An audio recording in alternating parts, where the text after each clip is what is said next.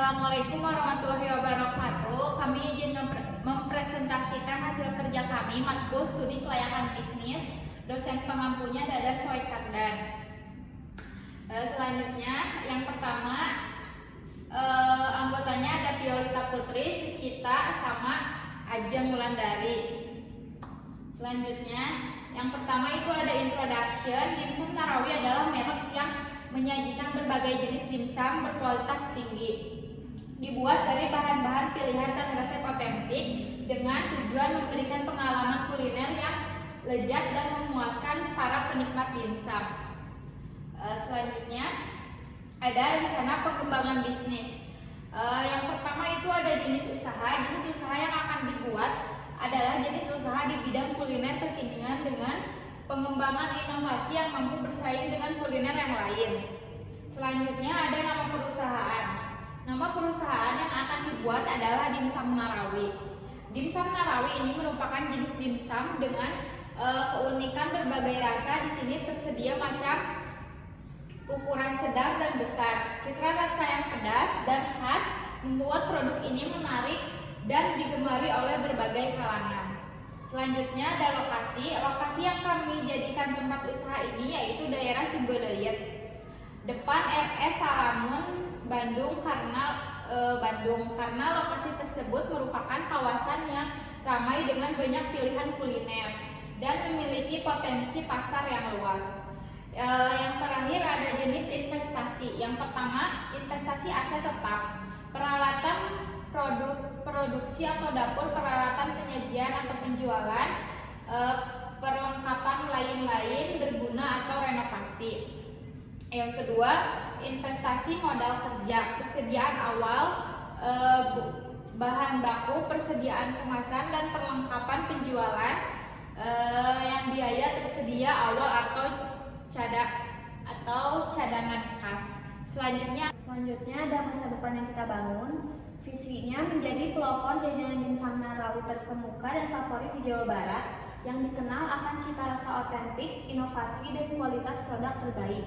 Misinya 1. Menyajikan dimsum Narawi dengan cita rasa khas. 2. Memberikan pengalaman kuliner yang memuaskan. 3. Memperluas jangkauan pasar. 4. Berinovasi dalam produk. Selanjutnya ada alasan pemilihan produk atau jasa dan lokasinya.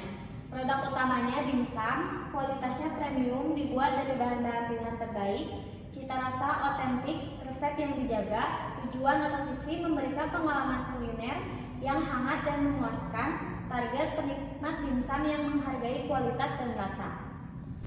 Tempat dan hasil studi banding kami yaitu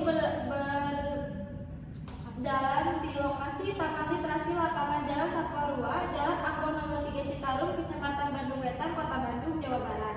Selanjutnya ada aspek pemasaran, yaitu yang pertama ada produk, identitas produk, varian rasa dan inovasi, kualitas higienitas, ukuran porsi, dan juga ada harga atau price, yaitu harga kompetitif dengan pesaing, fleksibilitas harga yang sedikit berbeda pembelian langsung di tempat dengan pembeli online, dan yang terakhir ada tempat dan promosi, tempat yang strategis dan bersih, aplikasi pesan antar online, dan promosi melalui media sosial dan konten marketing. Selanjutnya ada metode link ratio dari kami itu jumlah penduduknya dari konsumsi dan investasi tabungan.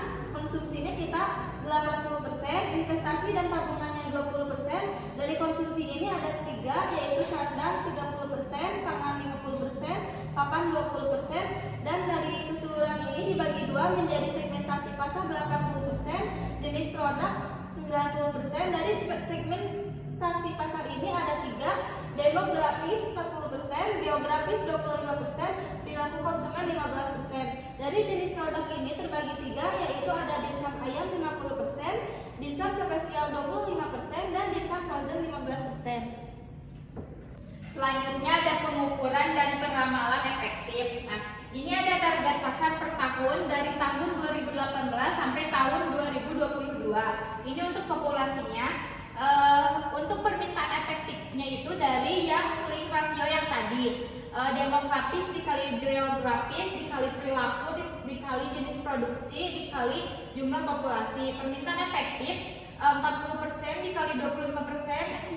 Ini ada permintaan efektif dan permintaan efektif ini dari link rasio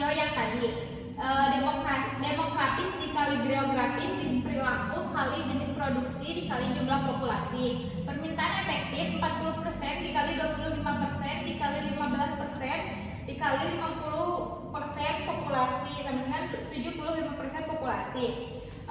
Terus selanjutnya ada tahun populasi permintaan efektif dari tahun 2020 sampai 2024.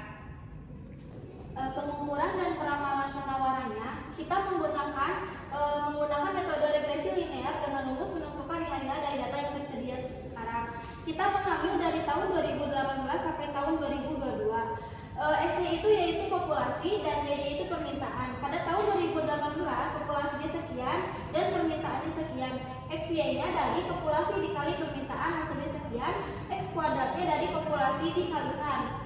Selanjutnya sama dari 2019 dan ke bawah. Pada populasi ini hasilnya pada 2165974 dan hasil permintaannya 162.712 dan dari X kali Y itu dari populasi dan permintaannya itu hasilnya 713.276.660.393 dan dari hasil populasi dan permintaan dari populasi kuadratkan ini hasilnya 95.118.056.390.594. Menghitung koefisien regresi itu ada SWOT dan intercept. Fungsi regresi penawaran. Peramalan penawaran pada tahun 2023 sampai tahun 2027, tahun estimasinya yaitu 078 ditambah 00748 X dari populasi ini. Hasilnya yaitu dari tahun 2023 estimasinya itu 5.300.000. 300.000 ini dikalikan dari 0,078 ditambah 0,748 dikali tahun estimasi 2023 ini hasilnya 39652. Lalu dihasilkan juga sampai ke tahun 2027 dan selanjutnya. Selanjutnya ada perhitungan pasar potensial. Rumusnya pasar potensial jumlah populasi kali segmentasi total. Segmentasi total pasar potensial dimsum ayam 50%. Selanjutnya tahunnya dari 2018 sampai 2023. Populasinya sekian, faktornya 75% dari permintaan efektif tadi. Pasar potensialnya dari 2018 sampai 2023 sekian. Selanjutnya ada target produksi dan penjualan target umum.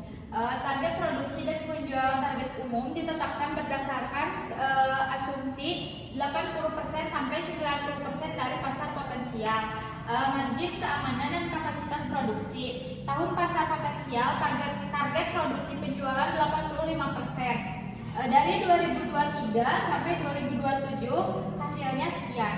Selanjutnya ada perhitungan harga beli produksi. Komponennya bahan bakunya harga per unitnya 2.500, tenaga kerjanya harga per unitnya 1.000, listrik dan air harga per unitnya 300, kemasan harga per unitnya 200, transportasi harga per unitnya 200. Total produksinya 4.200 per unit. Selanjutnya ada proyeksi laba rugi dan arus kas. Di sini asumsi dasar tetapnya itu pada tahun 2018 sampai tahun 2023 komponen harga jual per unitnya senilai 7.000, biaya produksi per unitnya senilai 4.200, biaya operasional bulanannya senilai 5 juta dan pajak 10% dari laba. Selanjutnya ada target penjualan 85% dari pasar potensial yang perhitungan pasar potensial sebelumnya. Pada tahun 2018 sampai tahun 2023 pasar potensialnya itu sekian, target penjualan 85%-nya juga sekian, penjualan HPP-nya sekian, biaya operasionalnya 60 juta dari sebelumnya dan laba kotornya itu sekian, pajak sekian dari 10% dan laba bersih itu yang telah kita hitung sebelumnya dan arus kasnya sekian. Terus mungkin sekian saja dari penjelasan kami. Kita akan langsung ke kesimpulannya.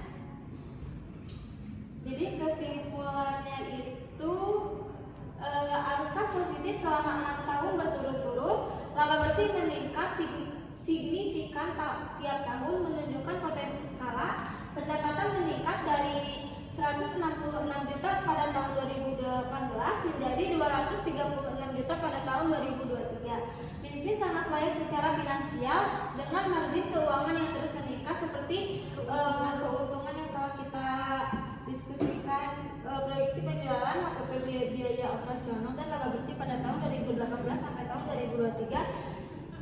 Ini hasil data kami yang telah kami lakukan bersama teman-teman kami. Mungkin cukup sekian dari kelompok kami. Mohon maaf apabila ada kekurangan. Sekian, wassalamualaikum warahmatullahi wabarakatuh.